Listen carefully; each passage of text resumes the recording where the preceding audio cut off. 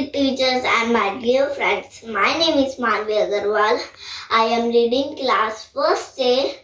Today I am playing the role of Sarojini Naidu. I was born on 13 February 1879 in Hyderabad. My father's name is Avulnath and my mother's name is Har Sundari Devi. I started writing poems at the age of 12 years. So people called me Nightingale of India. I also went to the jail during Quit India movement.